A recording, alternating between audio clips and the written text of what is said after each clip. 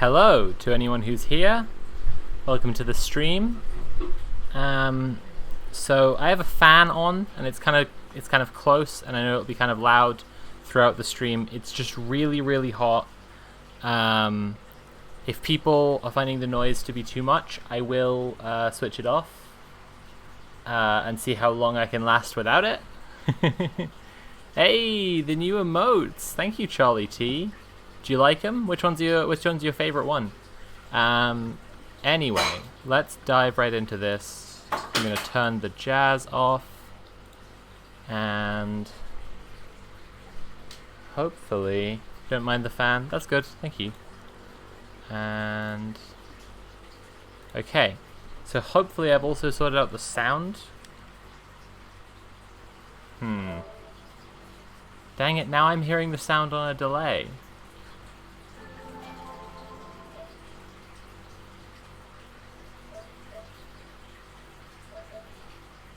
I thought I had this fixed. Why is this happening? No.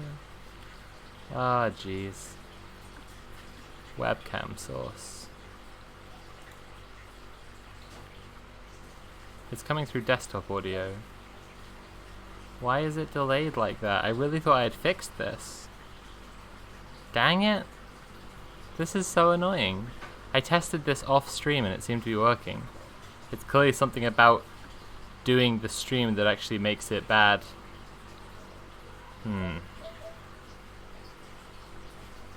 Hey Lorcan, good to see ya. I'm just trying to figure out my Streamlabs settings to figure out why I am being punished with bad sound.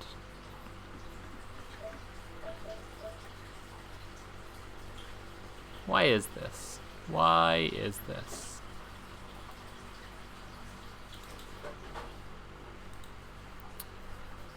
Let's look at my video capture device. Figure out that one. Deactivate.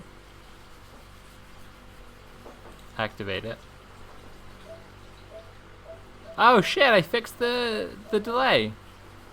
Look at that. Okay, cool. Now we can stop.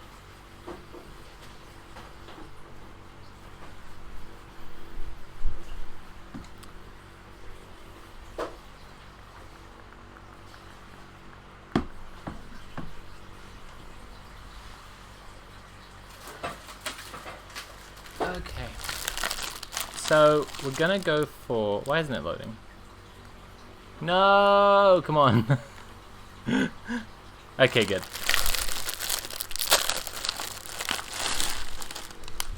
We're gonna be going for about 4 hours today. It's a little unpredictable because I'm definitely going to finish Resident Evil 2 today. I might start a second run as the other character, I believe Leon, because I think I've been playing as Claire. And, yeah. So, if I finish one run today,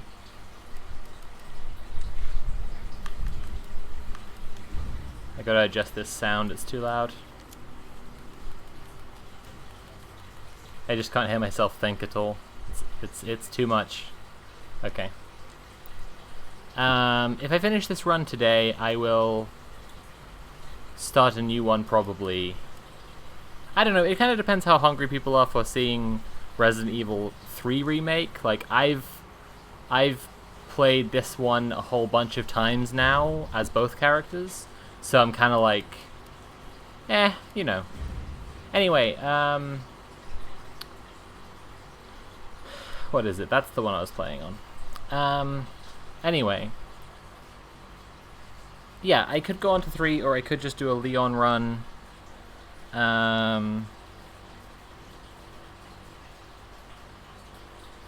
We'll see. Either way, if we get to about 2 hours from now, there'll be a MILF pills break, because that's when I need to take my pills, and everybody get water and so on.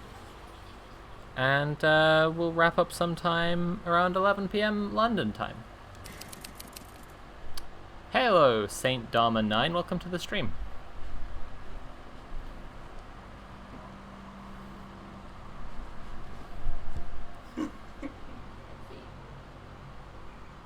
What's going on? Oh. Do you know what my red headphones are? Yeah, they're over there.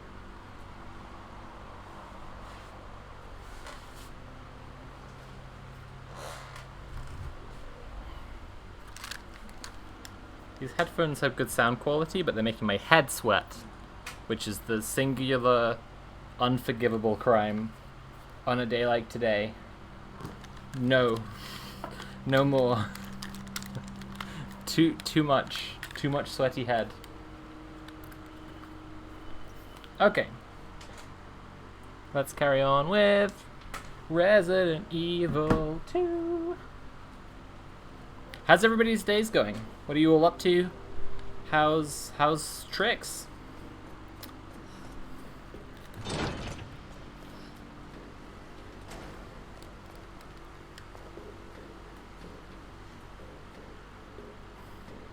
I'm so annoyed that I essentially didn't try turning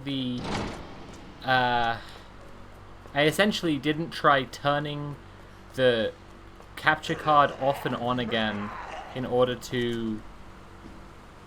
Uh-oh, am I out of all bullets? Oh, this stinks.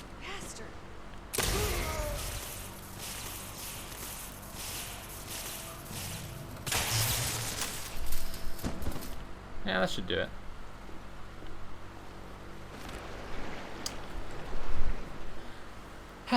My day is hot as balls, and then it started thundering in London. Yeah, I had some thunder earlier, that was weird. Okay, where are we going? Nah, fuck that actually. That's my weird hot take about this one. Fuck that. No, absolutely not. Fuck that shit. Nope. That's just a great big no thank you. Nope. Oh, this isn't gonna get me anywhere, is it? I have to go past the big monster. At least I have the electricity gun. Oh, fuck's sake. What the fuck?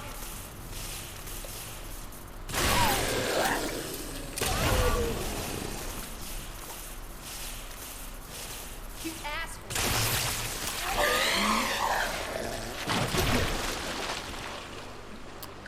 Kunzi says, decided to repaint my apartment during a heat wave because I am a fool. Oh no, are you okay? My computer's telling me it's supposed to be throwing it down, but roasting and clear? But it's roasting and clear? Very strange.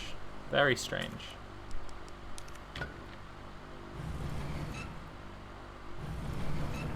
Oh, another part of the stream plan is that I will be delivered some wonderful dinner by Natalie shortly, in a little bit.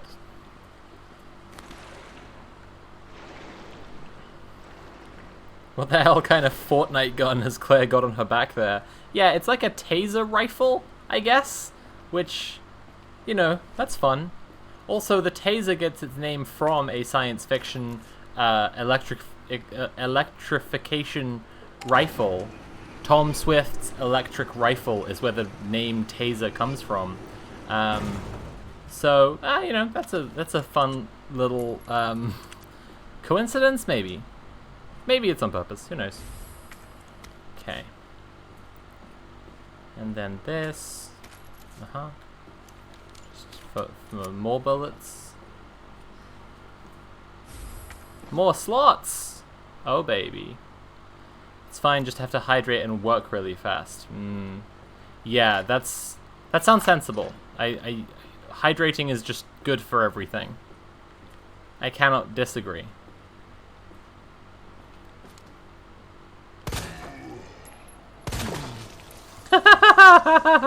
Okay. What's the plot of this one? So, basically, you play as one of two characters. One is Leon Kennedy, who just got his... It was just meant to be his first day on as a cop. Son of a bitch. It was supposed to be his first day working as a cop in Raccoon City Police Department.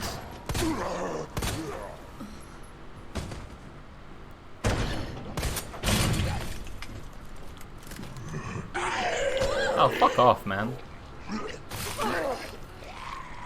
That trip fall.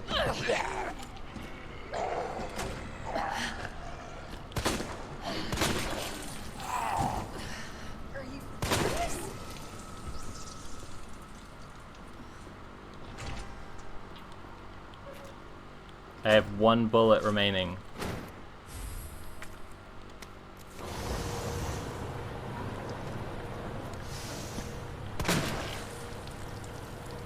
There it goes, I guess. Oh, jeez. Ooh, I don't have the... Is this it? Hey, look at that! Like, I really wanted to see Claire's feet. Ah, oh, Jesus. That guy's like, show me those feeties.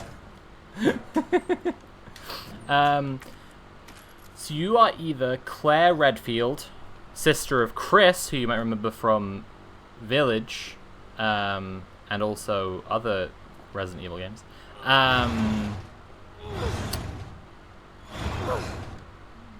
You're either Claire Redfield, or you are Leon Kennedy, and it's his first day on the job as Raccoon City Police Department, only that first day also happens to be the zombie apocalypse. Gee shucks. Dang it. That's fucked up. Anyway, like, you get a lot more information on it in basically just in other games. So, like, if you're curious about the plot of this one, it's basically like you're either Claire or you're Leon, and you kill a bunch of zombies, and then you go to a lab and you fight bigger zombies, and then that's the end of the game. But, like, in terms of the actual wider world and what's going on, basically, this is stuff that we'll get to in Resident Evil 3, but basically, like, the Umbrella Corporation, who's made the zombie viruses, have released the zombie virus as, like, a biological attack on Raccoon City, potentially, or someone has, or it's very confusing. And basically, like, in 3, you see that, like, the president decides to nuke the city to stop the spread of the contagion, which I think is just a really interesting note that they've put in there. Like, just a very interesting, well, you know, it's a choice, isn't it? It's like, it's quite a choice to have, like, the president decides to just fucking nuke the city. Kind of says something. Politics in my video games? No. Kind of like Resident Evil Village. Yeah, the nuking aspect certainly, and the use of bioweapons. It's a recurring theme throughout the series, so I'd say it's just kind of like Resident Evil generally. Like, it's just kind of a general thing that happens in Resident Evil.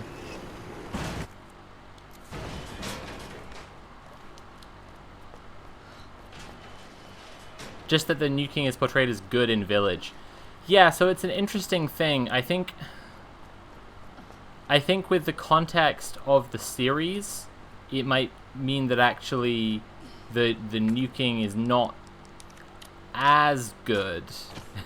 Like, I know that's not very, like, reassuring, right? Compared to, like, you know, you'd rather just no nuking. But yeah, you'd rather just they don't do any nuking.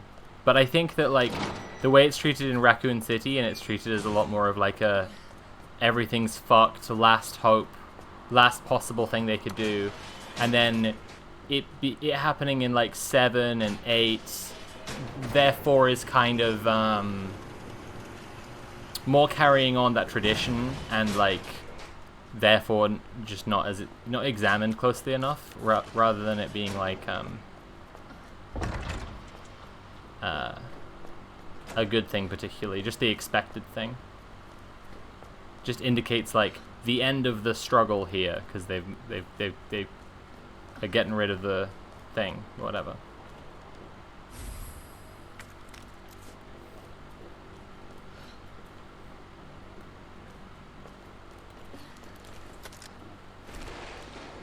What am I going to find down here? Who knows? Very exciting. See, it's okay because it's the president of the United... What? Well, Ken, what's this bit? What is this bit? Seriously?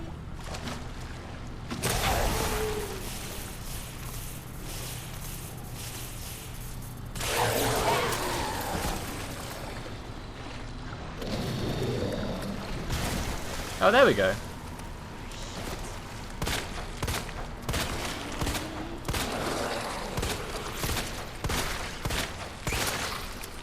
Okay, fuck this. Fuck that. Absolutely not. Just... Nope. Nope, nope. Nope, nope, nope. Oh, is that a dead end? Oh, good.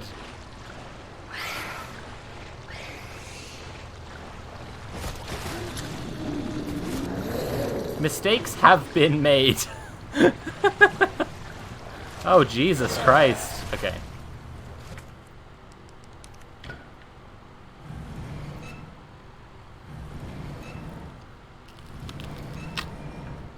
Oh, Resident Evil isn't political because it's not set in a real country?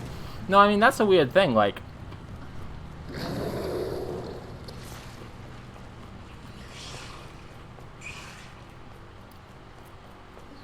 They explicitly tell you Raccoon City is in a Midwest state of the United States of America, real country. Like, but for some reason they made a fake city. It's just, it's, you know... It's an interesting mix that they've gone for. Politics, true. Good point. Very true.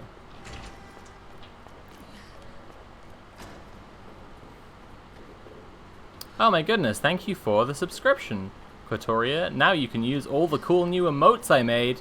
Everybody check out the cool emotes I made. I added some since last week, and they're cool and good. Have a look while we watch this educational videotape.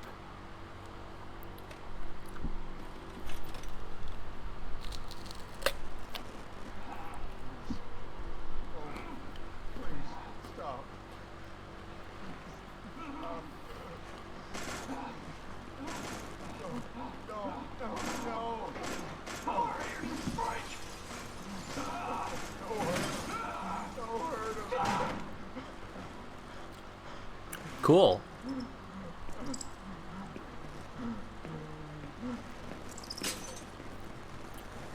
Games will claim not to be political while blatantly containing propaganda for the military. Right, like Zack Snyder movies, basically. Okay, I think I can actually discard this. Yep. And this. Yep. And this. But apparently not this key, and that's a very strange... That's an interesting choice. I'm intrigued by that. Oh, I can fire those. Okay. I was just like, wait, can I even fire those? What? Have you just given me useless rounds right now? It's fine, I can.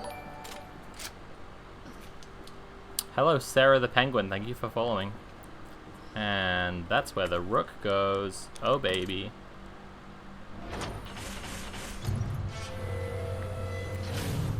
I admit I saw an article how Resident Evil is actually anti-imperialist and such, and this may be intent, but seeing Village, I would argue there is tons of pro-imperialist messages. Well, this is a conflict that is throughout art, right? I would say that there are lots of pro-imperialist images, and I think that's the one of the best ways to look at it. Like, yeah, like there's imagery that like people who love the military will really, really enjoy. It's not necessarily the same as the messages of the piece being that way. I don't know.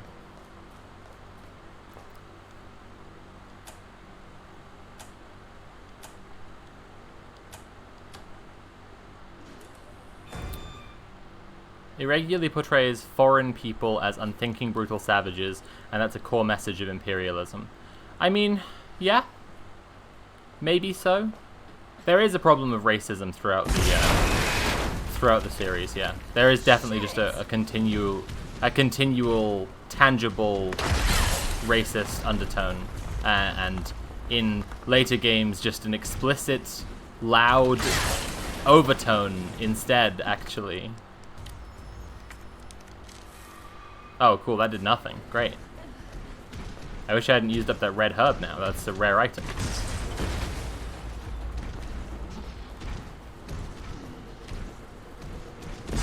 Weirdly kissing up to the USA so much. Yeah, it absolutely is. That's very true.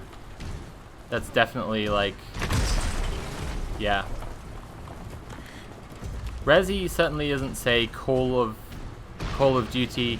It's not trying to intentionally make the message that these foreign places are bad and it's your moral duty to overthrow them.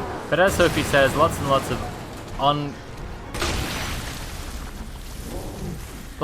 uncommented on and unreconstructed racist messages. And certainly some weird misogyny in places. Yeah. Yeah, that's probably fair. That's a pretty fair comment.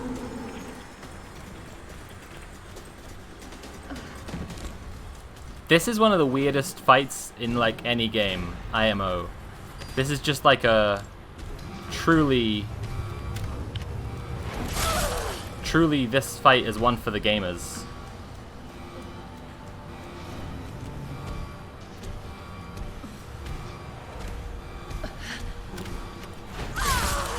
Oh, Christ. I forgot to reload the goddamn gun. Ah, nuts. Well, I'm dead. Oh, shit. Or not.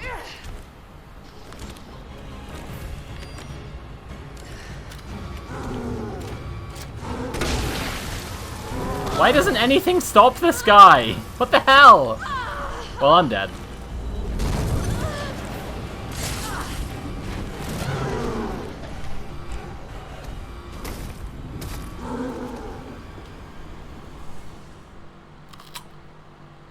Yep, I died.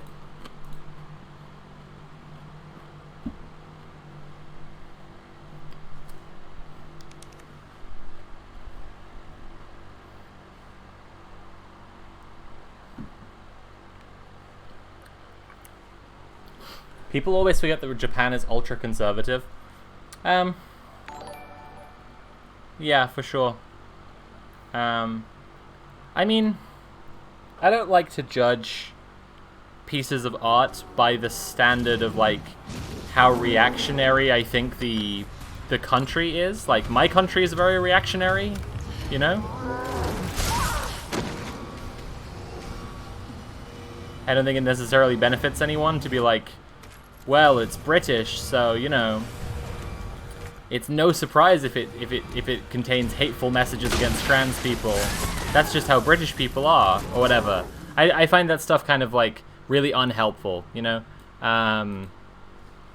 It's okay to expect better from art, no matter where it's from, if it's being bigoted or displaying outdated attitudes.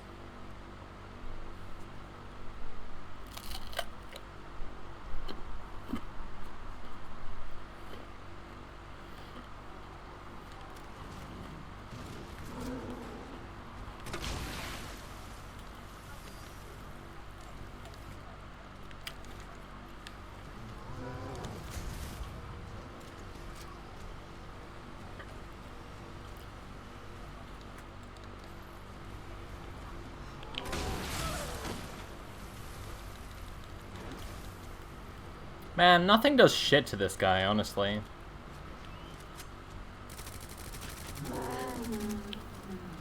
Okay, never mind. I guess that apparently did.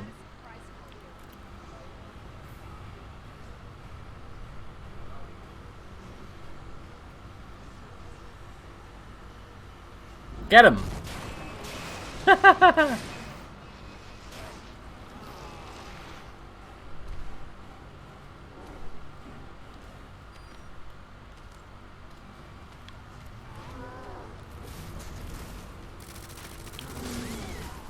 Am I dead? I'm dead, aren't I? No! Come on. Fucking hell. Okay. Rude! It's telling me to switch to easy mode because I died one time. Two times. I like using the zap gun in this fight. I should have saved some of its shots.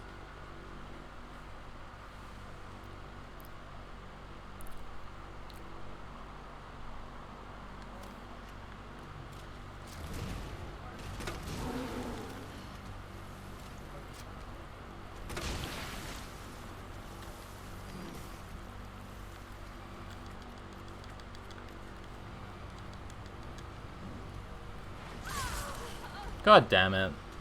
Come on.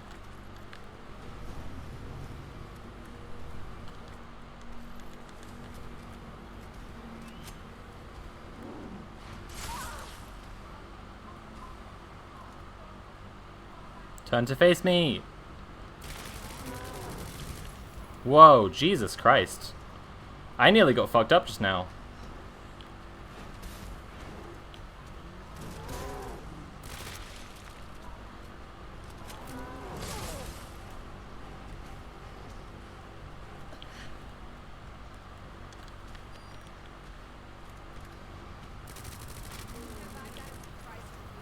There we go. That's more like it.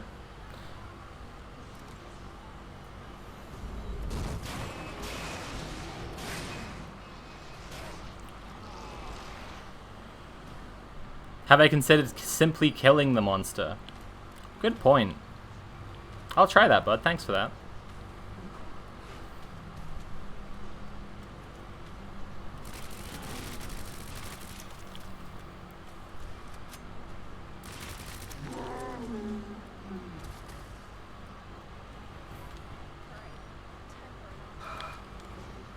Oh shit, I have magnum bullets right now? I'm not gonna use those. Not for this fight.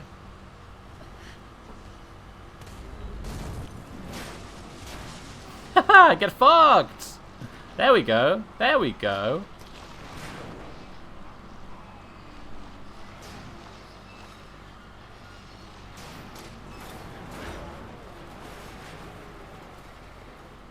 Got him.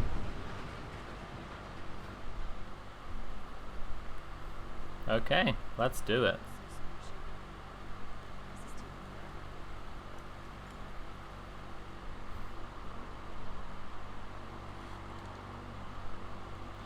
Hell yeah, they added the Matrix trilogy back to Netflix. Yeah, I saw it. I actually got a trailer for it after I finished watching Beastars.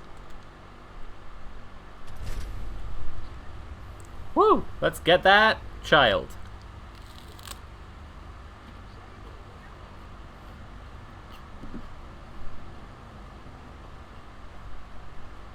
Sherry? Sherry, are you alright? Oh no! I put my child in a garbage room. I put my child alone in a garbage compactor, and now they're sick. How could this have happened?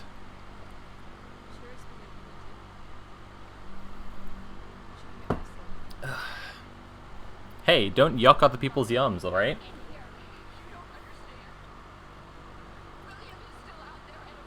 Hey, Joe. Oh, Joe, thanks for subscribing. Check out my new emotes. I've got a new Blohai emote. I have a MILF Pills emote. I have a Lesbian Laser Owl. And I have a Feel the Organs Orgone Pyramid. Orgones. I have a Feel the Orgones emote. We feeling some Orgones in this chat right now? Show me the positive Orgone energy.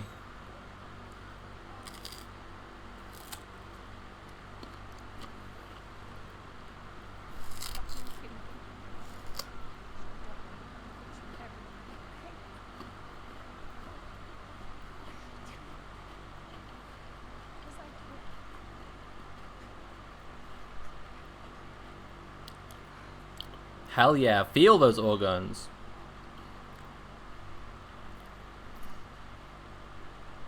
Oh Christ, now they give me a green herb. I could have used that fucking... Oh my god, I can't even access the green herb because I'm carrying Sherry. No! For fuck's sake. Yeah, the cable car, come on.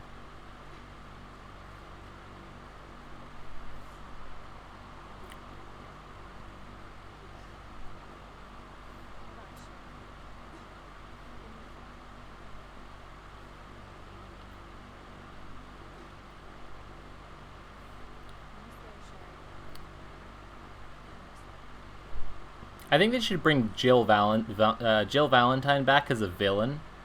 Jill Valentine, if you will. Because I feel like most people don't even know that she's dead. people got to be wondering, like, where's Jill? Where's Jill Valentine? Right? And I like Claire's story in this a lot more than Leon's. Yeah, that's true. Vil Valentine. And if she came back as some kind of undead monster villain, like she's like mutated by the T virus into some kind of T monster. I've lost my train of thought here. I'm sure that it was at least slightly building up to some kind of absolutely juvenile T-girl Jill Valentine joke. I'm done. I'm done. I'm just done. That's it. I'm just done.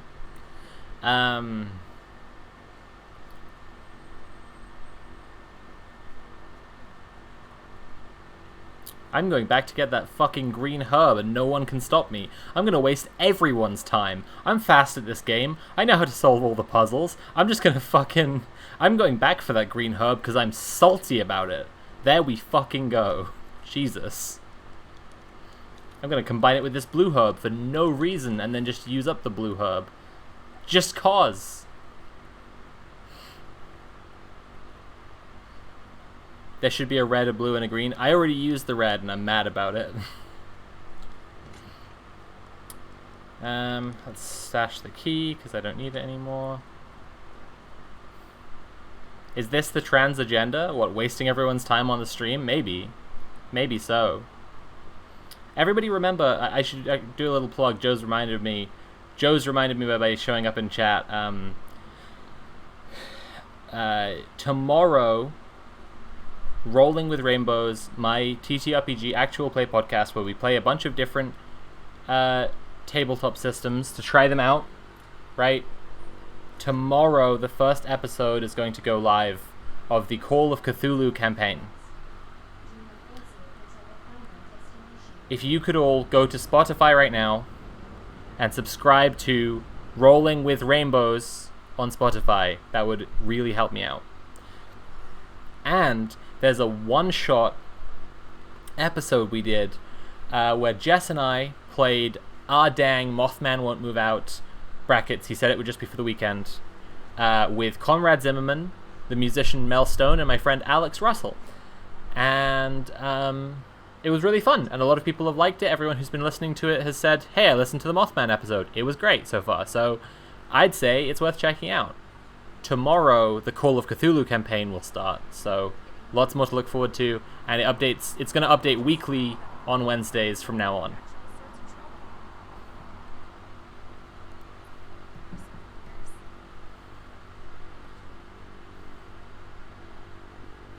Alex, sweetest person. Alex is absolutely lovely, and they'll be back for season 2 of Rolling with Rainbows when we play the Star Wars game with Jess. So even better. Lots more Alex. And if you all want more Rolling with Rainbows content, there will be 3 more episodes uploaded tomorrow, which are backstory for our Call of Cthulhu campaign, where we play Avery Alder's game, The Quiet Year. And if you want even more Rolling with Rainbows content than that, Rolling with Rainbows is also a YouTube series where Jess and I discuss safe, inclusive, and thoughtful roleplay. And if you want more Rolling with Rainbows content than that, there's also a Discord you can join if you look in the links under the episodes and so on. And if you want more Rolling with Rainbows content than that, what can I tell you, buddy? You might have a bit of a problem with... You can go to patreon.com/CurioVids and pledge $3 or more than $3 a month, and you'll get early access to Rolling with Rainbows podcast episodes. And then, who can even stop you then? Nobody. No one can stop you. Unstoppable. Oh, shit. I cut my hair last night, by the way. I hope everybody likes it. It's a lot shorter, but, like... Yeah, I feel like it's neatened up so much now.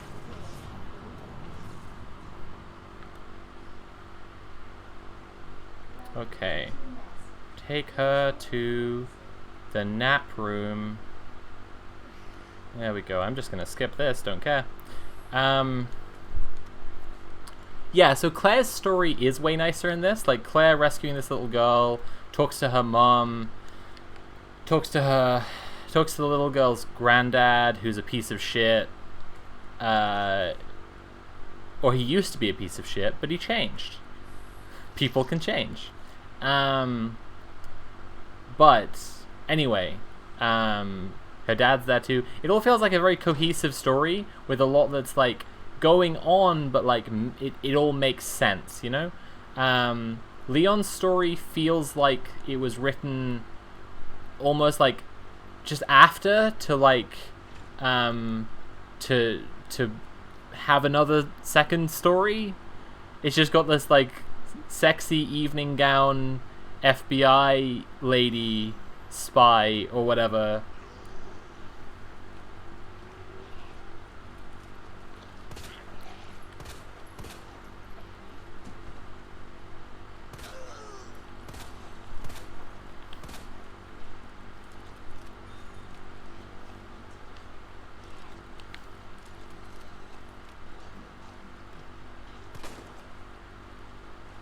Man, what the hell? That's better.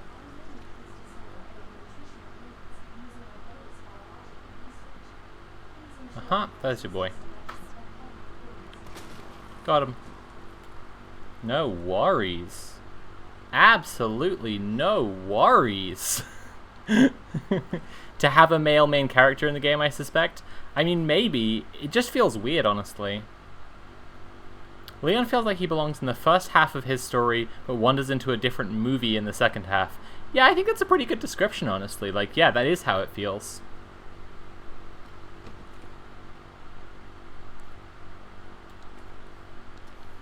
Okay. Okay.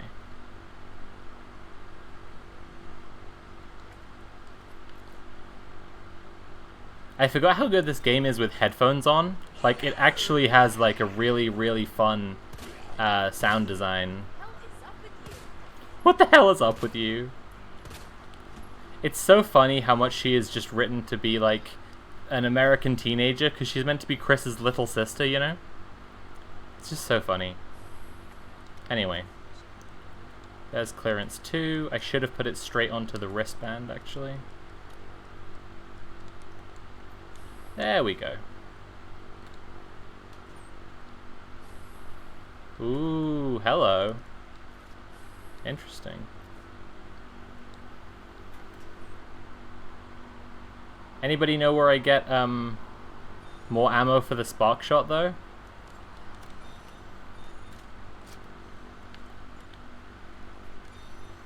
Oh fuck. Stop that.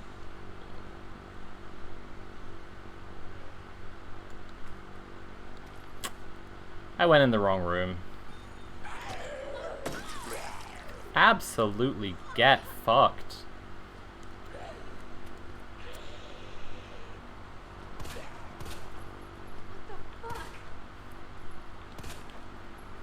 Now give me my fucking knife, you dingus. You fucker! Just stole my knife. My knife just despawned in his chest. How rude. Okay. And now we can go into the second area. Woo! Woo! I don't care about this.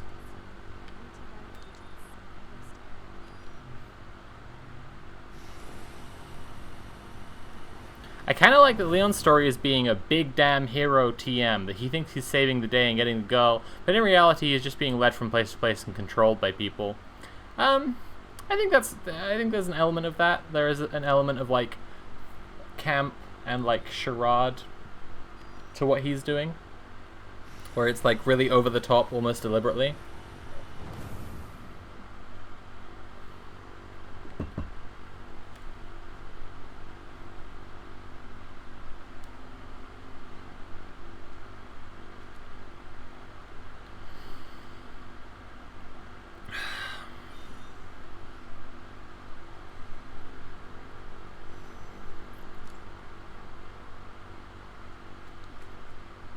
Green herb. Hell yes. We love green herb in this house. In this house, we love green herb. Okay, save the game.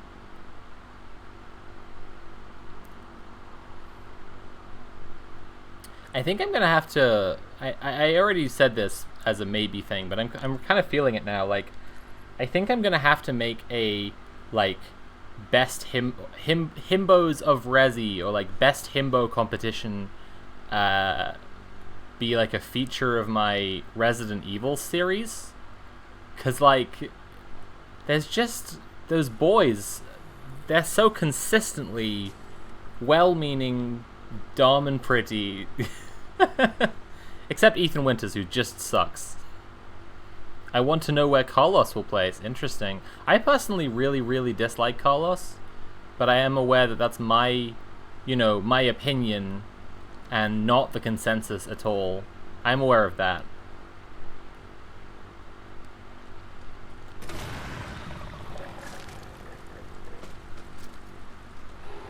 All my homies hate Ethan. Yeah, right, exactly, because he does actually just suck, is the thing. Like, he is actually a bad boy who sucks. Can I remember this?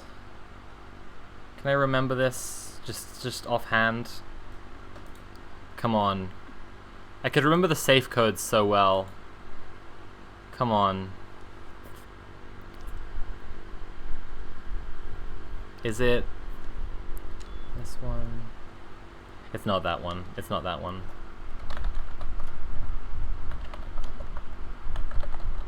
I'm just replying to a message. I'm not looking up the codes. I genuinely want to try and guess these codes. Okay.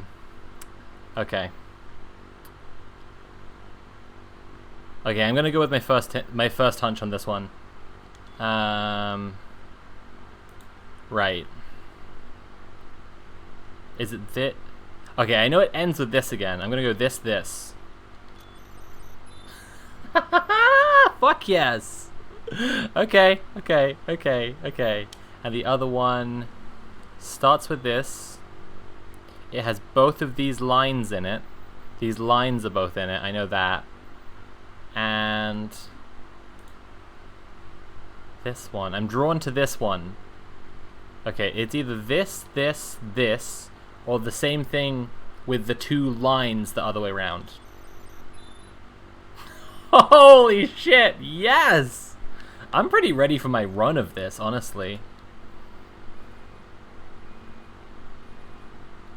Uh-huh. Do the thing already, come on. Ha! Nice. Okay, let's go do it. Let's go absolutely fucking do it, boys! Let's combine these herbs. That's right, folks, I'm combining herbs. Now my health is back to maximum.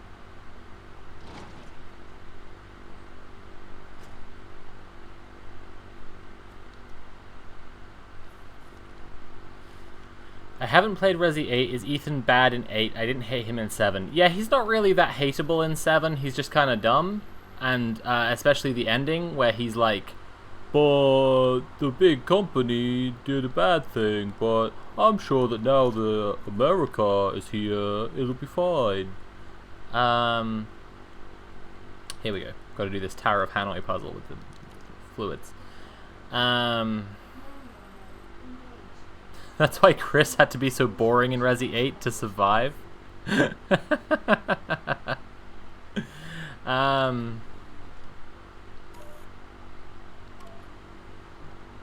let's do this.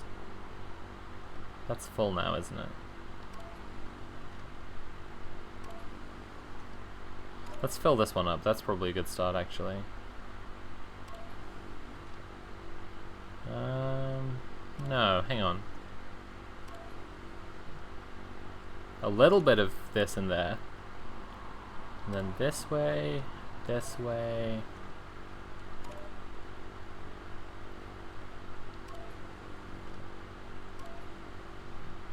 Will that do it?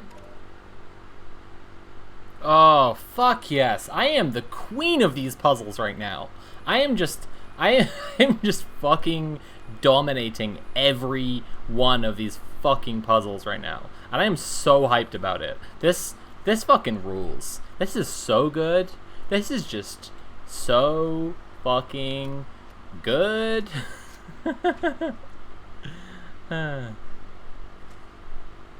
Okay. Just ignore him, babe. You're out of his league. Okay. There's something worth grabbing around here. The map, yes. Gunpowder, nice. I think I should use up some stuff, so... Bullets ready to go. Gun can't do shit. I should have stashed this gun, honestly. Okay.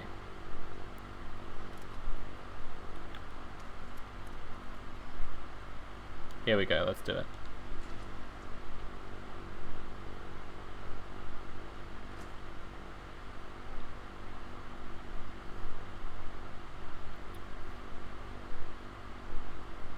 Uh-huh. Uh-huh. Okay.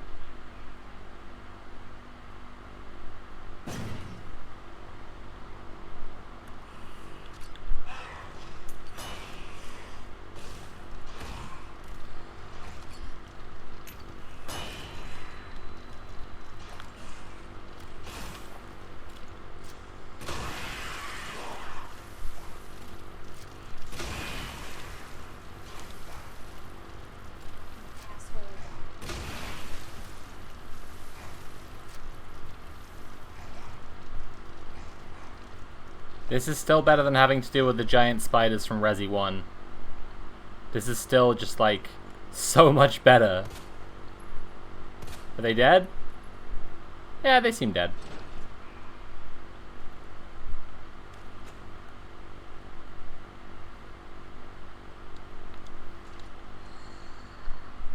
Okay. Oh yeah, there's a zombie behind the door, I remember now. That's chill. That's no big. That's no big, I can just shoot this guy.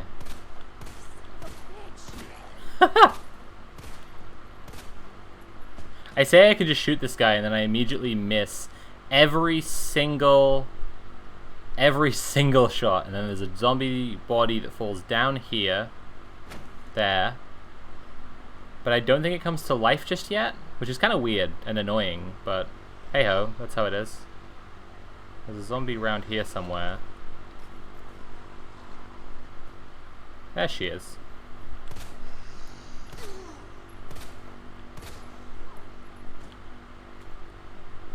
Okay. And I'm gonna combine these two things. Get some acid shells out of that. That's nice. Put the acid shells up there. Put these shells here. Put this there. Nice. Okay, now I got my two... Actually, you know fucking what? You fucking know what? Just be dead now. That's what you should do. Is just be dead. Just be dead now. Just be dead already. I'm sick of you. Okay. Signal modulator. Here we go. And now he comes through.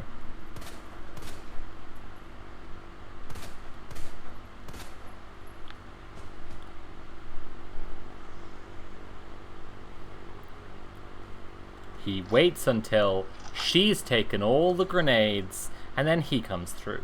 This is what feminism has done to modern men. And I'm actually going to run back across the bridge just now, because I know that I can get an extra pouch from using the signal modulator. And yeah, another pouch, and I want those extra slots for what I'm going to have to do next, even though this is adding to my playtime a whole bunch.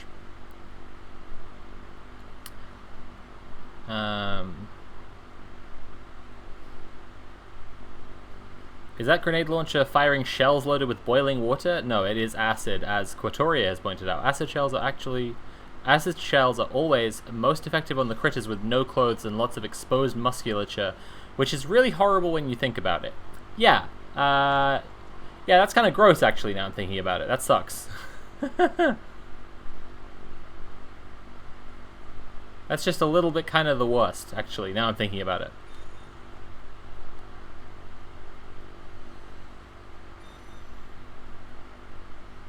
Okay, MUF. Here we go.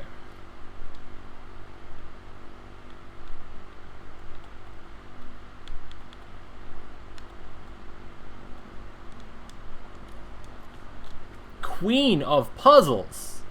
Queen of Puzzles. I'm just the Queen of Puzzles. And there's the pouch. Bingo, Bincho. And there's this boy.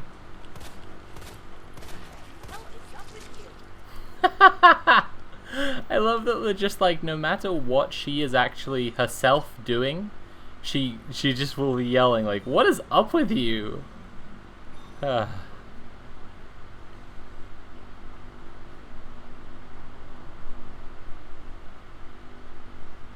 we talk about her terrible cutoffs? Mildred, I'm going to be getting those cutoffs for my costumes for my series of Resident Evil. I'm getting her fancy embroidered jacket with Made in Heaven and all the bombs on it as well, that she's not wearing at the moment, because it's just absurdly iconic. I was going to go for Jill Valentine, and I've had to change it, because it's too much of a look. Also, welcome to the stream.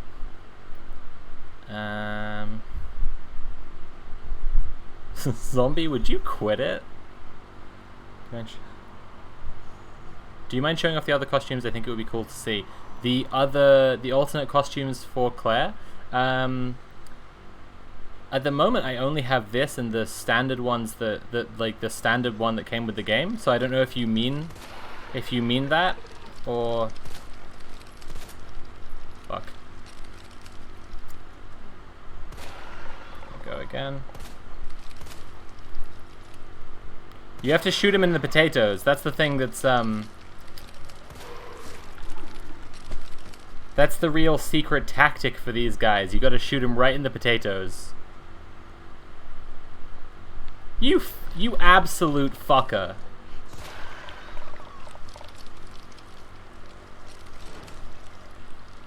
Well, that was fucked. Okay.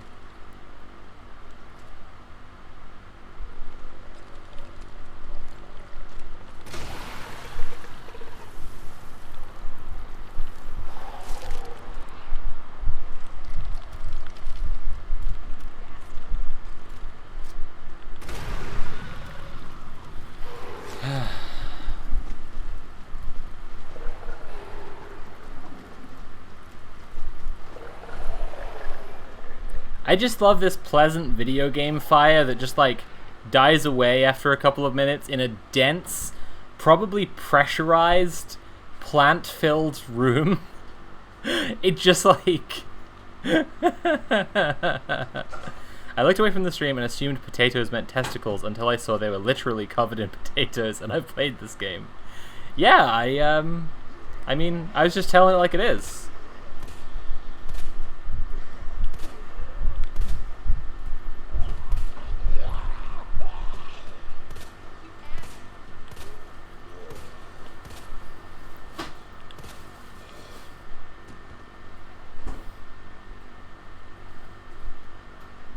Okay, here we go.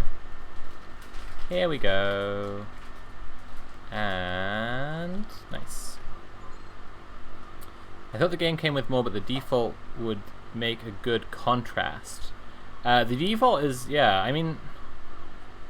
it might come with more. I don't know if I just haven't unlocked... oh, you know what it is? I actually haven't unlocked it. I think that you can get bonuses in this, like unlockables, and costumes might be one of them. Oh shit, I need to go to the... I need to just do the thing I was actually just looking right at, and then I got distracted by literally nothing. Cool. Okay. It was Murph, right? Shit. Shit. It was Murph. I didn't even need to check. Come on.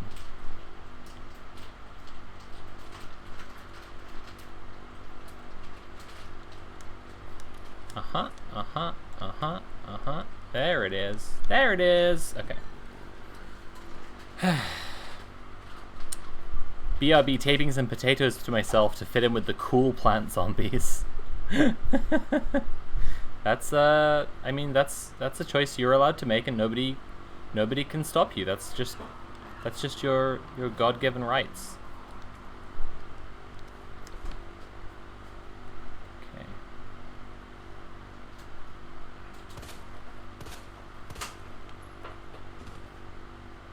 That's no big. You just shoot him.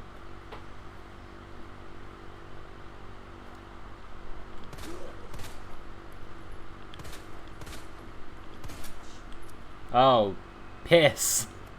Okay, let's just use a magnum bullet, why not? That's fine now.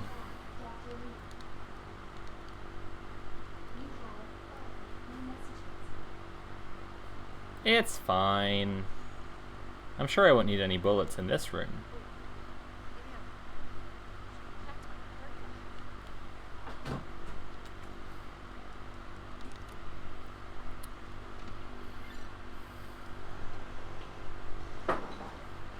Oh, and as a reminder to everyone who's already subscribed or who is considering it, I made some new emotes. You can now use a little blowhigh emote and a MILF pills emote and feel the organs emote and a laser owl for Philippa from The Witcher. So if you want to support the stream, remember you can subscribe or cheer. It helps me out. It pays for my time streaming. It's an appreciated thing. I like streaming, but not enough that I would just do it for no money. Please stop accumulating organs. They're making Grandpa too powerful.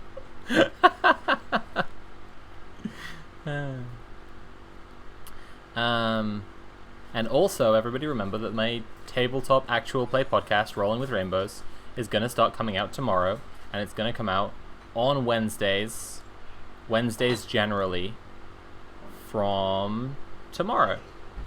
Episode 1 of our Call of Cthulhu campaign starts tomorrow, and the new episodes will be every week. Let's go and save in the server room. Oh, baby.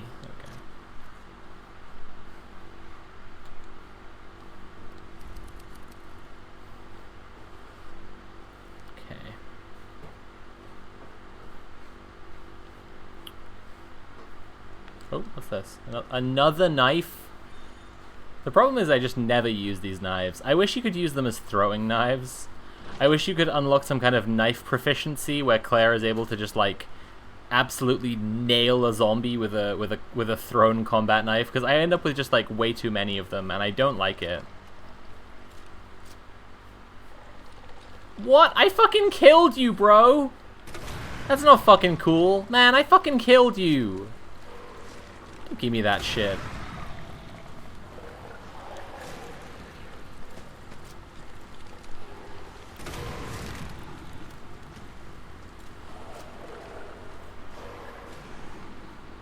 You're all supposed to be fucking dead.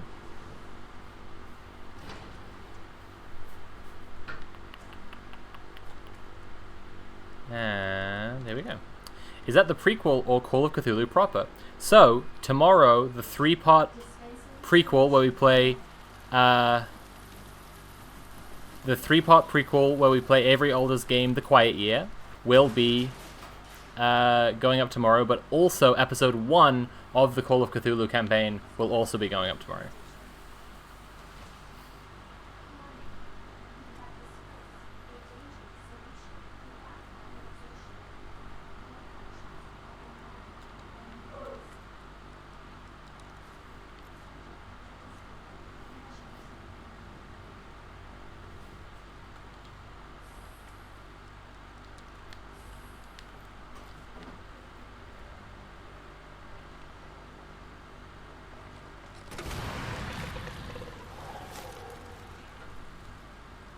don't give a fuck.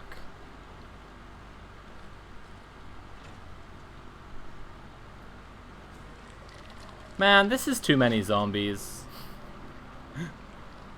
This is me during a zombie apocalypse, just like, man, no, that's too many. Nah, I object to this. This isn't right. This is wrong. There shouldn't be this many. Turn the difficulty down, please, nerf. just me trying to survive like an actual apocalypse. I would just be like, no, please nerf. This sucks. You've completely ruined the meta. You've completely ruined the balance. Revert to the older version. Patch out zombies, please. Devs, please patch out zombies. Why Call of Cthulhu for a tabletop versus other horror tabletops? I'd ask why The Quiet Year, but The Quiet Year is just a great time. So the point of the podcast is that we're going to play a lot of different tabletop systems.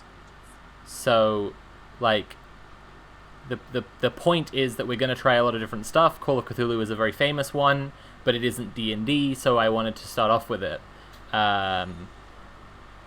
Versus other horror role-playing systems, like, I mean, it depends what you're thinking of. A couple of examples that would spring to... I mean, there are a bunch, but, like, a couple of examples that would spring to mind for me would be... OSS.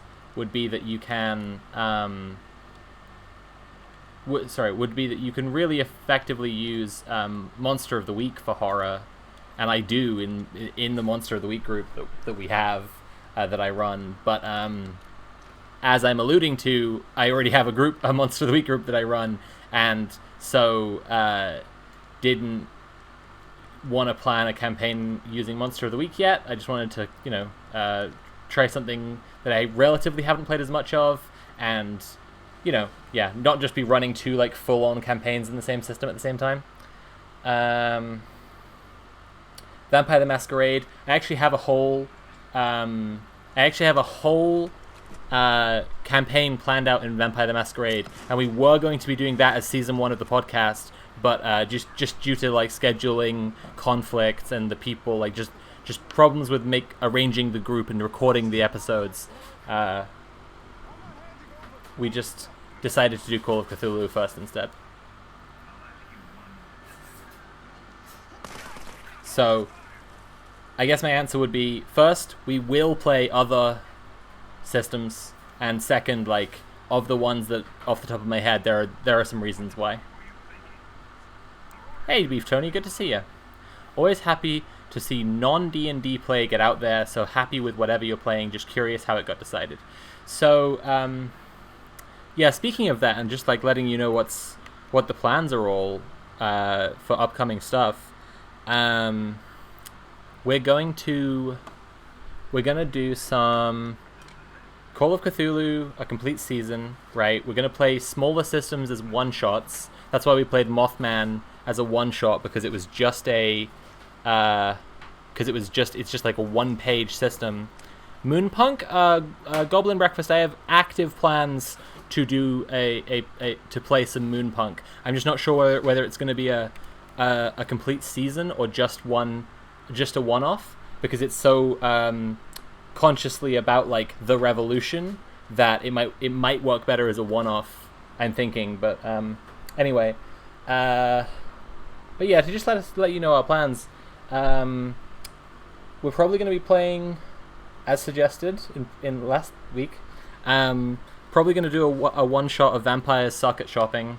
I think that looks like a lot of fun. Probably going to do a one-shot of it. We're going to do this season of Call of Cthulhu. We're going to play the Star Wars RPG, which Jess is putting that game together, and I got my character ready, and it's just basically Greedo with huge tits, and I'm very excited about her. I think she's perfect, and I would die for her. Then after that, we're going to be playing Hardwired Island. I don't know if you know that it's a cyberpunk setting tabletop system. I've got the sort of core idea of what that campaign is going to look like planned out already, and I'm starting to get people together for that to be season 3, as it were. So yeah, that's kind of what's up. Basically, that's the broad strokes of what's up with Rolling with Rainbows. And there's more acid rounds, which will be very useful against the guy with the big eye.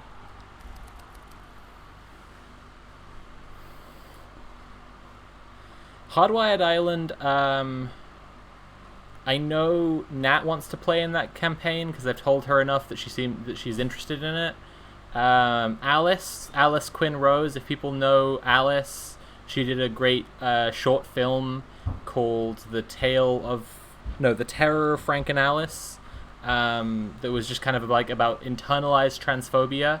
That was a very good thing that's on her channel. But yeah, like she's just a friend of ours, and she's going to be in that third season, this campaign that I'm planning out, and Nat's going to be in it. I haven't gotten everyone else for sure yet.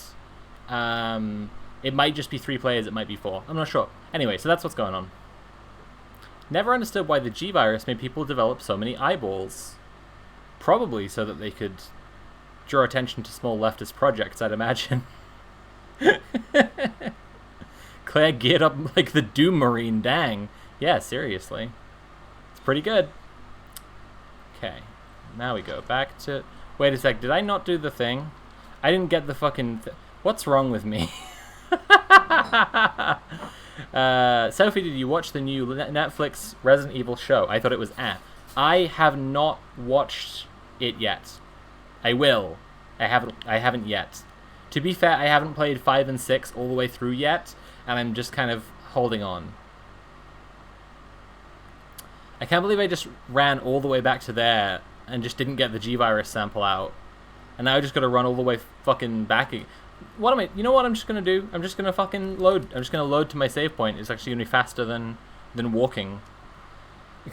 Jesus Christ. Why did I do that? I'm so easily distractible.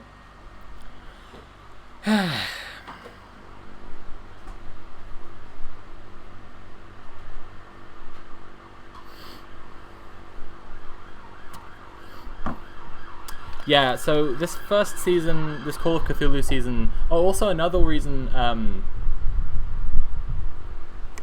I'm kind of drawn to Call of Cthulhu is that I think it's a good vehicle for exploring, like the setting can be used in a very positive way for exploring, like, the settler colonialism of America, or whatever. And that's something I'm going to be doing. Like, whitewashing is going to be kind of a, like, what's it called? Revisionism, historical revisionism and whitewashing are going to be kind of a big themes of the season, of the campaign. Not to spoil the whole campaign for everyone too much, but that's going to be, like, a big theme that's going on there. And I thought, that's a good opportunity.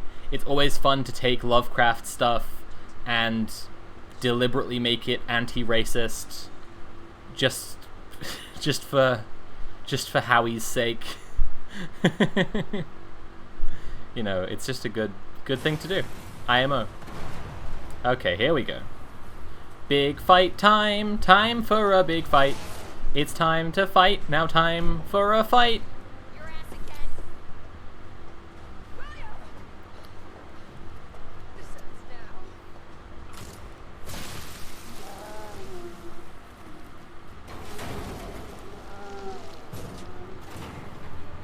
With all the occult symbols on their lab equipment, you'd wonder if the Umbrella Lab workers ever had a "Are we the baddies" moment. As a former engineer, I am reformed and I am taking it day by day. As a former engineer, I would say they probably have a lot of "dang, that's so cool" moments. They're really fucking into it. This is why fucking STEM lords are so susceptible to Nazi shit, because they bring in a bunch of, like, old pagan symbols, and they try to, like, and they co-opt them, and they put them all over stuff, combined with, like, an aesthetic of, like, rationality and intellectualism, and, like, fucking STEM lords feel so excluded from that world of, like, spiritualism, culture, tradition, all this stuff, that they're like, fuck yeah, I can put an imprint of Thor, the god of thunder, on my fucking knife missile that's going to be dropped on Syrian children. This is cool, interesting branding. And taps into my white heritage. I am once again asking for Dama Sophie's Gaming Jingles album. What was my good one the other day? It was just like Run. It was the running and yelling song. That was fun. That is one I want to hear back. I'll get Molly to help produce the official single.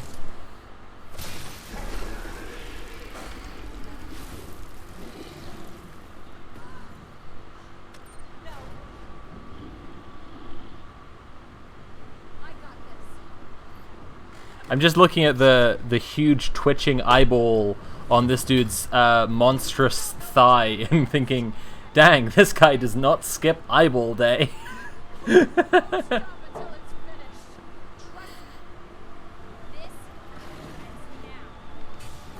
Oh, hell yes. Eat shit, you absolute fucker. Oh no, that was my one magnum bullet! Jesus Christ! Oh no! I fucked up so badly!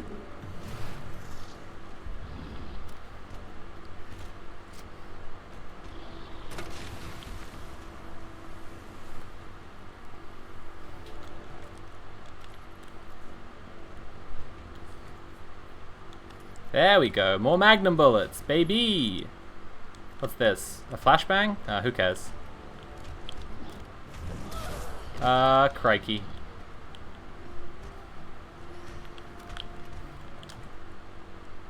Where's my stuff? Give me my herbs!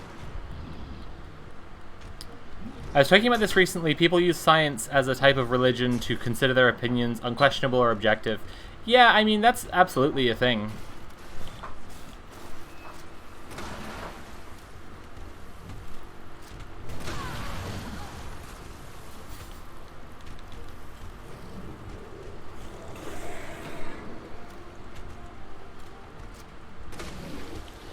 I think there's a lot of like sentiment that treats religion itself as like the enemy. That's a real hangover from like the online left emerging out of atheist spaces, and I think it's a real shame because like, you know, religion isn't like big organized religion can be extremely like can be extremely reactionary, can be extremely conservative, can cause all sorts of problems for all sorts of people, and can disguise and maintain abuses. But like it, like the absolute like dedicated atheism of the space leads to like, I think a lot of people actually just like cutting themselves off from spirituality in a way that I think isn't the most helpful or the most healthy necessarily. I've been thinking about this a lot recently. It's just some thoughts I've been having about like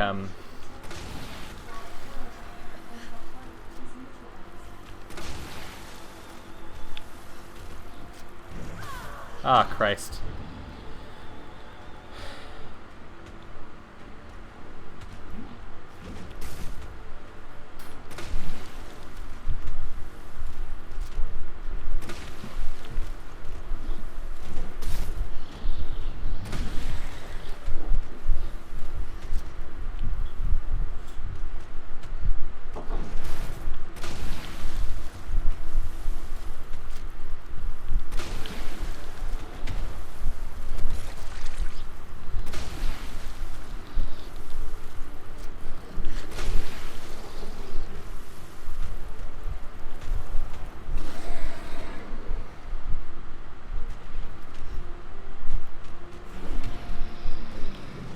Oh no! Sorry, I'll share my thoughts properly in a second. But basically, like, I do think that, oh, come on now.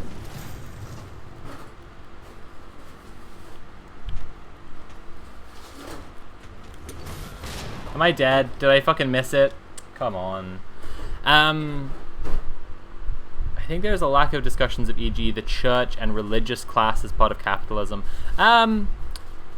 Certainly, the church, the European, Christian church, and various European Christian churches have just been awful and have had massive interplay with a lot of incredibly harmful stuff, and the legacy of the church intermixing with like the emerging capitalist ruling class. These are discussions that are entirely valuable and worthwhile, and but also I think that spirituality and spiritual belief is like a thing that human beings seek out because it's healthy and good for them, and like nourishes a side of people that isn't always like immediately apparent, and one that is kind of like, it takes a little bit of getting to know someone to see that side of them sometimes. And I just think that it's one that's easily dismissed online with a lot of like facts and logic talk. I myself I don't ascribe to any particular religion. I wouldn't necessarily describe myself as spiritual, but as much as I just think that it's something that is like present in everyone and a need that everybody has.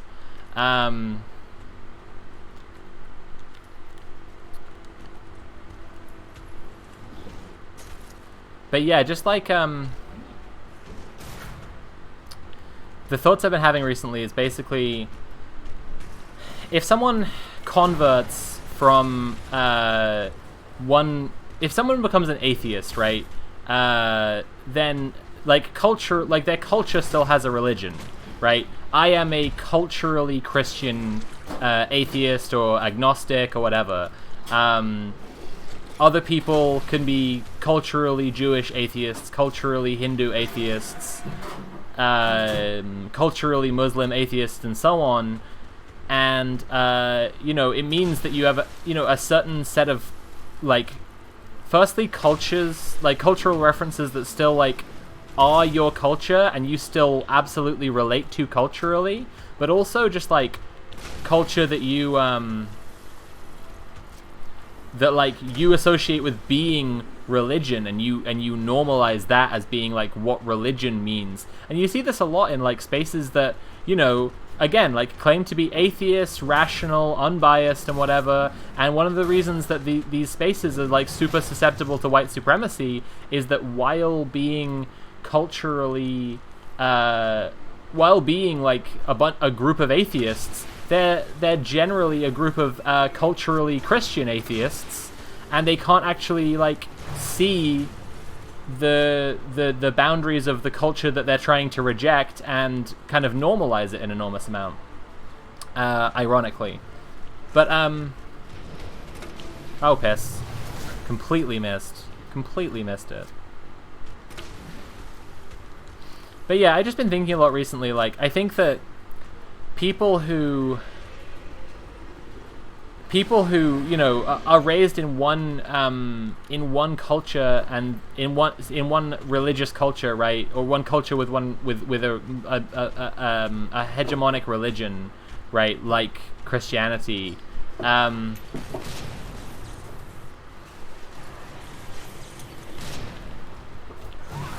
Christ, that's not good.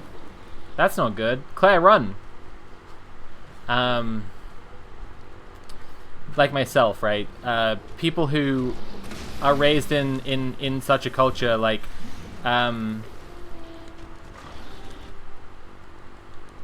right, become like culturally Christian atheists, right? That's kind of accepted. That's a kind of accepted terminology, right? That I'm referring to a little bit here. And so, like, I think that, for some people who convert religions, right, they're gonna kind of become they're raised, someone say raised in a Hindu culture, right? And like they convert to Islam, say, like they aren't necessarily doing that by way of just kind of like realizing the higher power they believe in is called Allah instead, or whatever. Like, especially between a pantheistic religion and a monotheistic religion, like, I think that's a really worthwhile thing, worth considering as well. And it's the same for, like, Buddhism, right? Like, religions that actually don't have a god in them, like, it's worth considering that, like, converting between those, like, those religions and religions that do have a god, or religions that have one god versus religions that have many gods, like, this stuff is not just the same as, like, it is going to have, like, a marked difference to, like, compared to yeah, just deciding that your god has a different name, essentially. And is this the Electro thing? Is this the Electro thing? Oh, fuck. Oh, shit.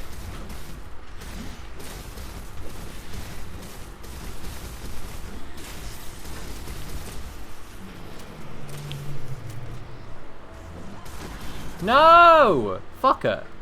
Anyway, and so someone who does that, right, is kind of isn't just moving their kind of belief, their spiritual relationship from one belief system onto another one, but, like, some number of people who convert between religions will become atheist. They will stop believing towards the thing that they believed in before, and then, or, you know, maybe with some overlap or whatever, but, like, they develop an atheistic religion, so they're kind of, like, culturally whatever they are, whatever example you pick, right? They're culturally Hindu, and then, like, they become, like, a culturally Hindu atheist because they have all this culture, but they don't believe in Hinduism, and then become a Muslim, right? Like, I think that there's something in examining the way that people can join religions while maintaining some form or other of atheism, and what that says for, like, what that says for their relationship to religion. I think it's just an interesting question, and I've been thinking a bunch about it recently, like, why people, like, will be drawn to a religion other than just belief. And then also I think that allows you to kind of consider as well, like, what the nature of belief is, and, like, why people like it, why people are drawn to it, what it means to them. I think it's stuff that's worth considering, IMO. And one thought I've had out of it is, like, you know, if people are being drawn to something for a sense of community and a sense of culture that, like, relates to a community that they like, you know, that can be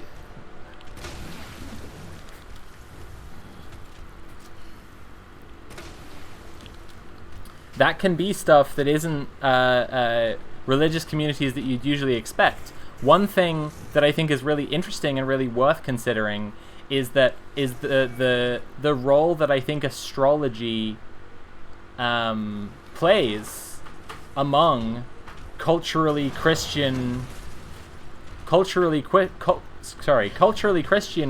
atheists, because, like, I think that a whole ton of culturally Christian queer atheists are, like, super into astrology to the point that it's, like, the culturally Christian atheist queer religion of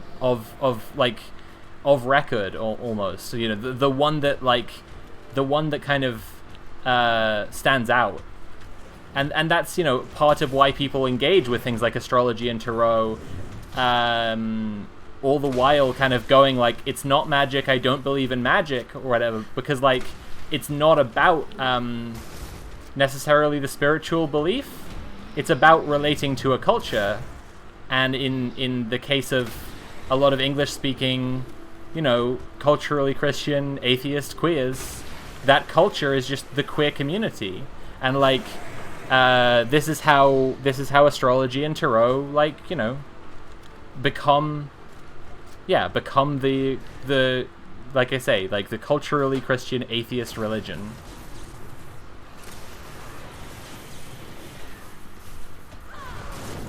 Man, fuck off, you absolute fucker. Oh no, I'm out of them. Shit, this sucks. Oh shit, this means that he's on his final stage though, so it's okay.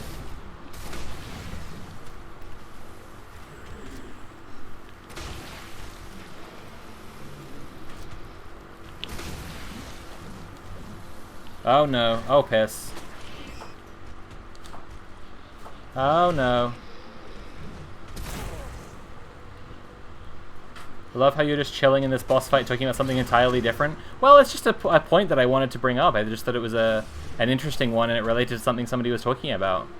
But, you know, if anyone wants a kind of more insidious, more sinister example, right?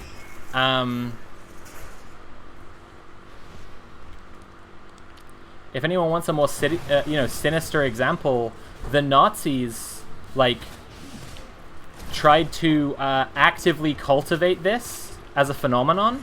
Like, they tried to actively replace Christianity as the cultural religion of Nazis. They tried to create, like, a Nazi neo-paganism. And it's a thing you can look into, and, like, you know, it's interesting, if a bit morbid. Yeah, it's just an interesting thing. Like, they tried to use... There's a reason that, the swastika is an old pagan symbol, and, like, they tried to co-opt neo-paganism to reinforce the idea of, like, dedicated Nazis, like the SS, the real, like, fucking ideologically pure ones, being their own kind of society and community together. They were trying to consciously use the sociological structure of a religion, right? Queer neo-paganism greater than Nazi neo-paganism. Well, I mean, that's not much of a contest, is it? But yeah, queer neo-paganism is a thing as well, right? Like, a load of queer people are really into neo-paganism, and it, again, doesn't necessarily have to do with belief. When you are someone who is a cultural atheist of the dominant religion in your culture, like, you maybe have actually divorced yourself from, like, beliefs in religions in that sense, and you're looking for a religion that does other things, right? It gives you a sense of community. You like the practices of the religion. You like the traditions, right? You find the culture around it, the poetry, the art to be moving. Like, reasons besides actually strictly believing in a higher power in the way that we usually conceptualize things. And I also might add that, frankly, like, belief in a higher power as the kind of defining core part of a religion is itself just, like, a Christian bias there. Like, it's just another place where, again, we assume that must be the case because it's the case in Christianity. It's something that I mentioned in my, like, Patreon-only video about Prometheus. Like, there are just these, like, subtle assumptions that people make, and, like, there's a scene in Prometheus where her dad, who's, like, an anthropologist or archaeologist or whatever, sees native indigenous people in, like, the rainforest where they are practicing some kind of funerary rites, and he tells his daughter that, like, their friend has gone to a better place. Every religion has their own word for it, and it's like, no, they don't. Not every religion fucking believes in heaven. You're literally just, like, superimposing Christianity onto everything else.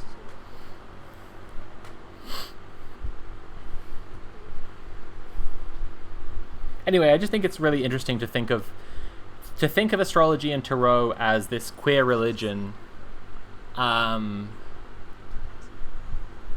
because, like, that's the purpose that it serves. Like, it's yeah, essentially been, like, so dominated by culturally Christian queers, culturally Christian, usually atheist queers, that, like, that's what it is. What really turned me towards spirituality was my friend, for her art project, made an entire tarot-like deck made of art of trees, and the meaning of the cards were based on how these trees have related to people in the past. And the reading she gave me was perhaps one of the most amazing and open conversations we've had, and it's had such a positive effect on me going forward. That sounds really nice, Ginger. I'll comment on that more in a second. Luffy says, that reminds me of that stupid Nickelback song, Believe It or Not, where they claim that everyone believes in something above. Like, no? What? Right. exactly. Like, no, they don't.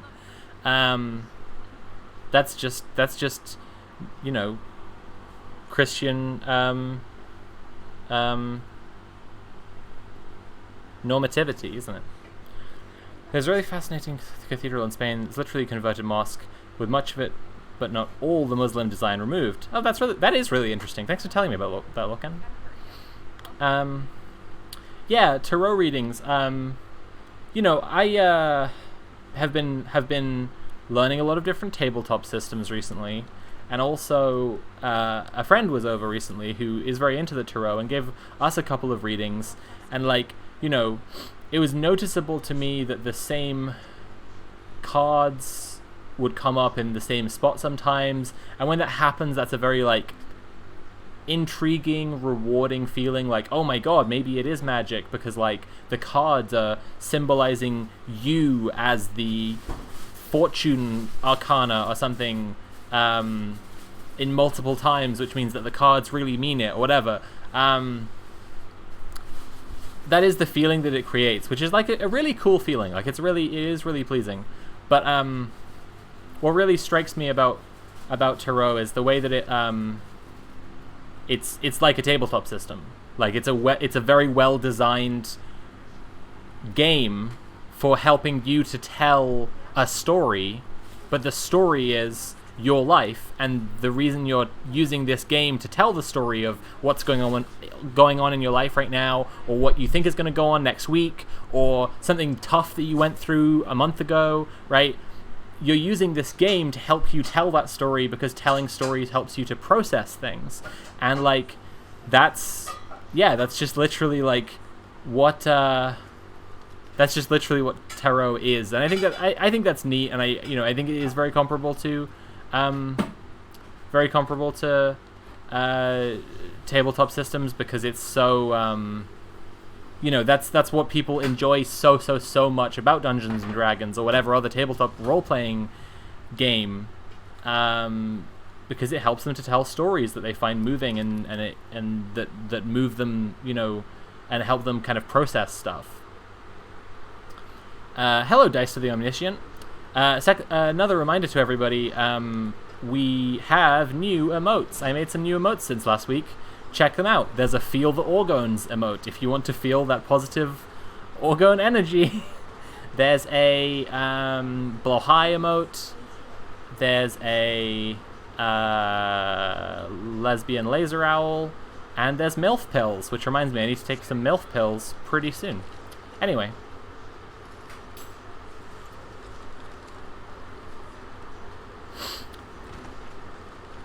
As a non-deistic neo-pagan who does tarot from a secular POV, this is a really interesting discussion. I'm glad you're enjoying it so much. Thank you for being here, Sarah the Penguin.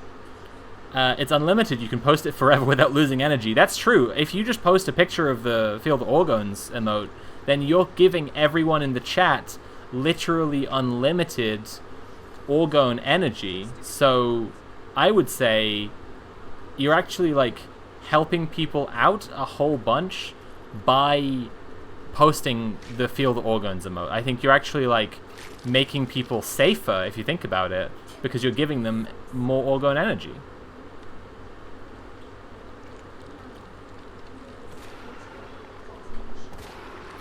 You just gotta keep shooting their potatoes.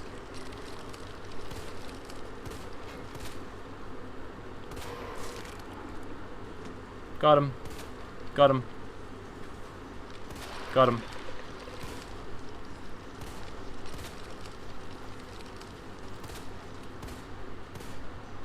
Got him. Woo! Thanks, Sherry.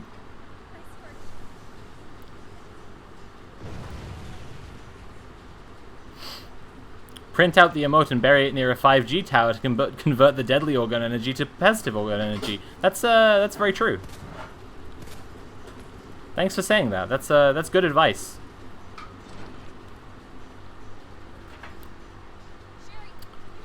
And since we're doing reminders, that was the reminder to subscribe or cheer or tip me directly at Streamlabs.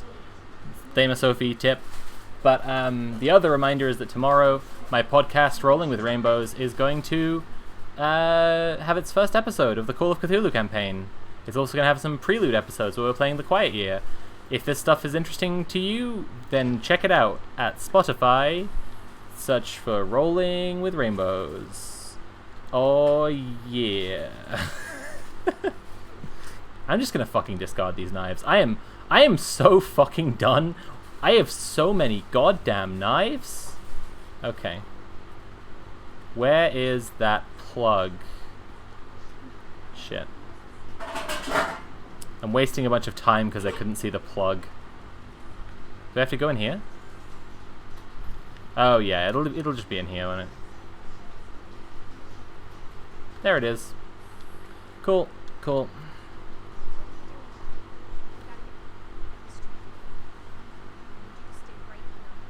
Oh, I've been listening to the Mothman episode. I'm glad. I'm glad you've been finding it fun. Yeah, I like that episode. It's a good one. I think. There will be other Mothman, other one shots.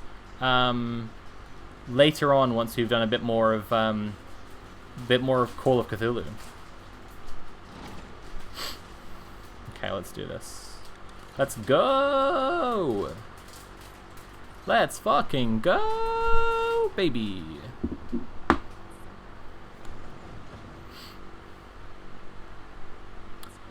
So the question is, when I finish this run, should I play again as Leon, or should I move on to Resident Evil 3? What do people feel?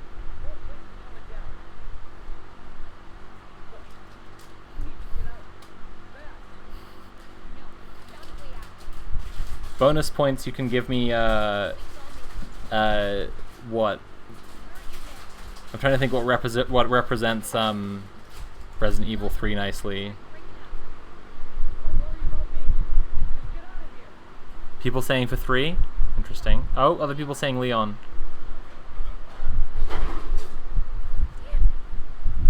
Okay, it's chill. Let's go do the fight.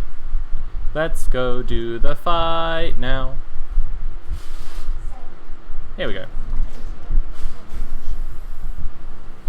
I want to see Jill and Nemesis yell "I lived, bitch" at each other for 6 hours.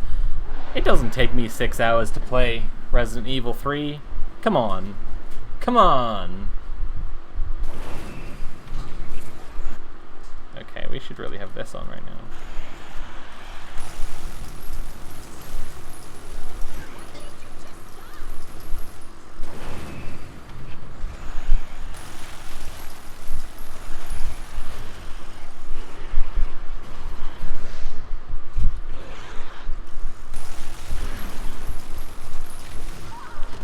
Ah, crikey.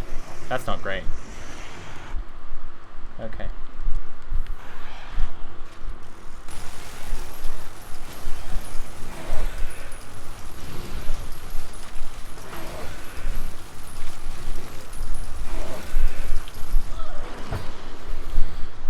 Just another guy, who truly does not skip eyeball day.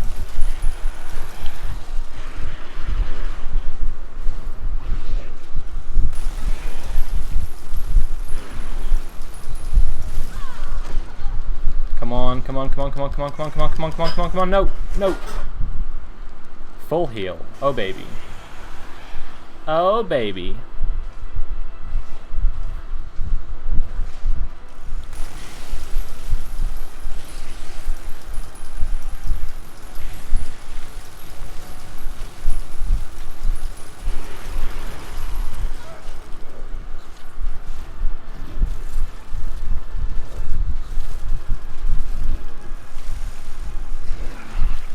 Oh no, I'm out of ammo. What do I have here? Nothing? That's cool. That's cool, I love having nothing. What?! It just needed one bullet?! What the fuck?! It was just one bullet short of being done. Oh, Jesus Christ. Okay.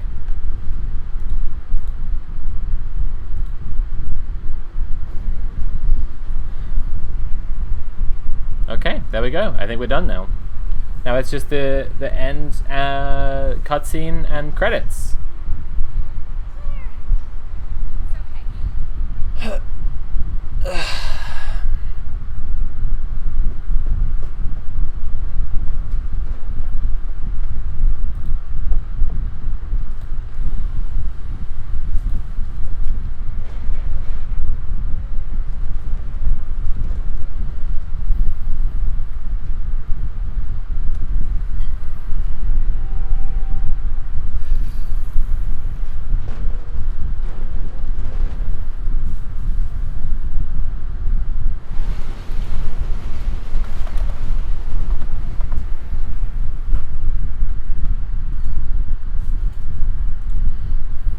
Okay.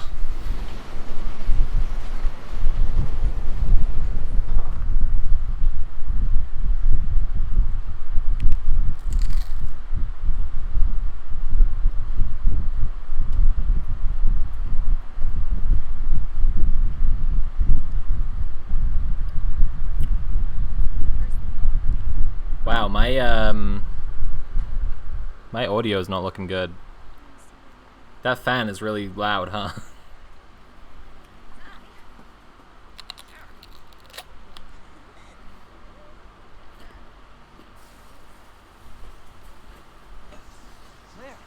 Leon!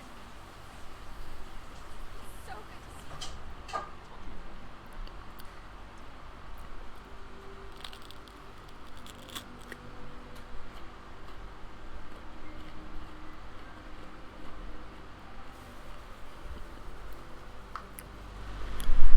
you. This kind of fan.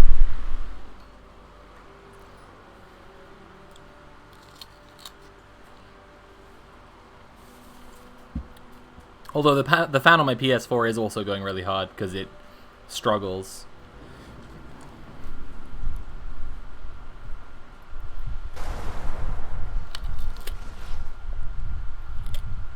That was cool. It was like the end of Prometheus.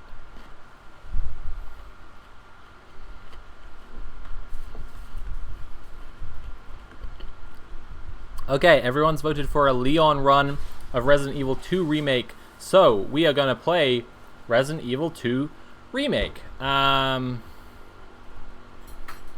Again. But as Leon. So, I think I am going to take the stream down for 10 minutes. I'm going to take my MILF pills. There they are. Gonna get a MILF pills in chat. And, yeah, we'll just be back in 10 minutes. I'm not going to raid anybody because I don't want you all leaving off to somebody else, but I'm just going to go get some water and take my pills. Everybody please do the same. If you have any medication you need to take, even if you think you don't, please get some water. Please stay hydrated. It's always good. My perspective at first was this made me feel... Is this about tarot? Sorry, I'm just going to derail and look at this tarot comment first. My first perspective was, this has made me feel great and is a really good medium to just share things about my life with my friend, even if it isn't magic. Then I started to think of it as a form of connectivity between people that can actually have meaningful effects on people, and the question of, is it actually real or magic or not, became a semantic one, leaving me in the perspective that playing TTRPGs with friends is actually witchcraft. That's a nice perspective. I do think that the collective storytelling of tabletop role-playing games is pretty fucking magical, and that's why I'm dedicating so much of my time to it. I think it's a really, really wonderful thing, and I think it truly meets like a deeply human need people have. Anyway, gonna take this stream down now. If you're watching back on the archive, that's it for the Claire run. Hope you enjoyed it.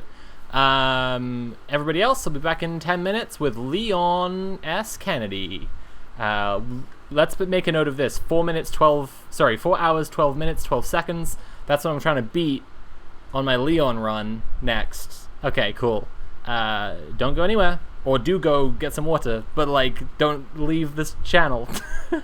See you in a little bit. Bye for now.